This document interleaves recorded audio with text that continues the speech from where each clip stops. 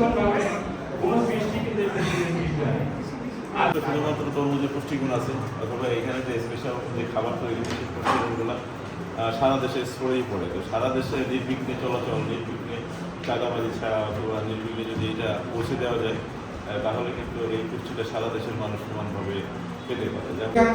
খাবারে ভেজাল, আমরা একটা দেশি ফল খেতে যাই সেটা তো ভেজাল মিশ্রিত থাকে, খেতে যাই সেটা তো ভেজাল মিশ্রিত থাকে।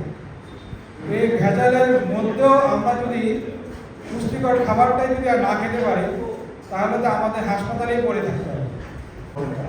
এইটাই হলো আমাদের লক্ষ্য।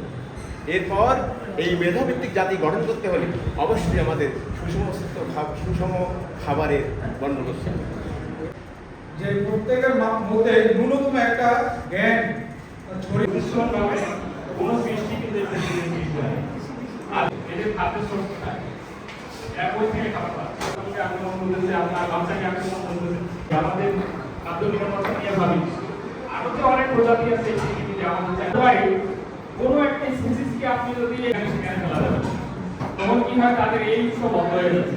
জিল্লা আছে বসাই খানা কাজ আছে, সুতরাং আমাদের এই স্পিসিস গুলোকে টিকে রাখতে হবে। সাথে সাথে জিল্লা আছে বসাই খানা যেখানে সেখানে ফেলা যাবে তখন কি হয়, তাদের এই উৎস বন্ধ হয়ে যাচ্ছে।